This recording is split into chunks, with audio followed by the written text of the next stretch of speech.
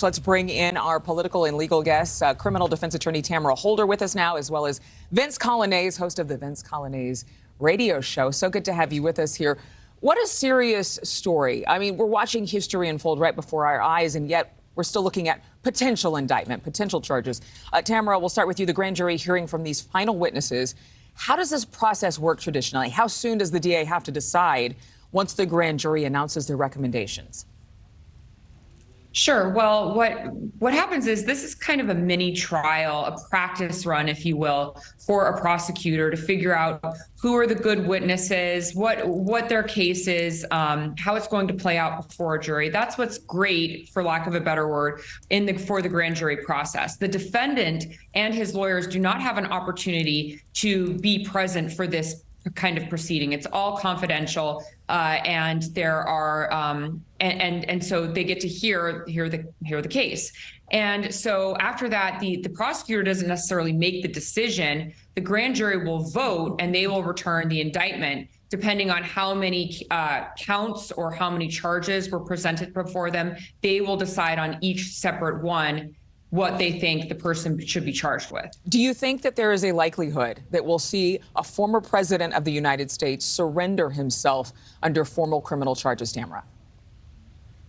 Well, if I were advising him, I would certainly tell him that would be the smart thing to do. He wouldn't have to do that, of course. They could come in and he could barricade himself in his estate, and they could break down the doors. But the right thing to do, and I think the presidential thing to do, would be to arrange with the prosecutor's office through his attorneys to fly back to Mar-a-Lago, to turn himself in, and to go through the formal booking process. Fingerprint, mugshot, and then he would be presented to the judge for a bond hearing. Imagine if we see this play out in real time. Vince, you know, we heard Michael Cohen speaking in a report earlier this morning. He said the speaking truth to power line that has been snatched from the civil rights era. What does that even mean for Michael Cohen? I mean, a man spurned who was once very close to President Trump. Yeah, we've seen reports that there's some concern even for Alvin Bragg. Relying on Michael Cohen as a star witness is a tough gambit, because he has a track record of lying before Congress, lying routinely. And so, in other words, he's not a credible witness, not one that you can build a case on, especially one that's as thin as this. This is a case that's built on smoke and mirrors. There is no underlying federal crime that's ever been charged. Alvin Bragg is alleging that Donald Trump violated a state crime, and in pursuit of violating also a federal crime. No evidence of that whatsoever. And the realities here, when it comes to federal election law, are that, first of all, Trump is alleged to have spent his own money, $130,000 that he gives to Stormy Daniels by way of Michael Cohen.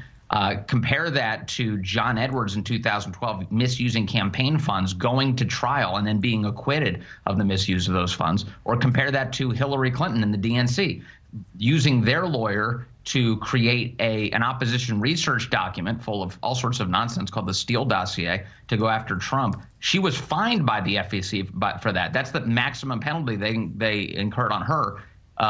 She and the DNC were fined for that. Here we're talking about Trump being arrested. I think the booking photo that you're talking about, I think the actual arraignment is the point of all of this. This is the latest stage in sort of an anti-Trump campaign that's now manifesting itself on the left in an absolute show of tyranny on the part of this Alvin Bragg.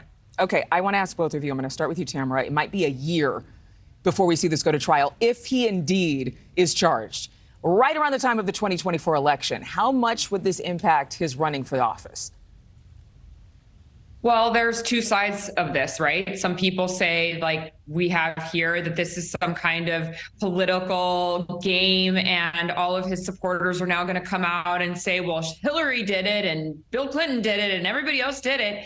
I think that that's really a ridiculous line of thinking, but certainly it can bring out a lot of supporters. The other people may say, look, I don't want somebody who continues to find himself in legal trouble over and over again through his fixers and through his lawyers and through everybody else. I don't want that kind of person in office. I want somebody in office who takes this country seriously, that doesn't create chaos in our country. 1,000 people 1,000 people were charged in January 6th because of Donald Trump.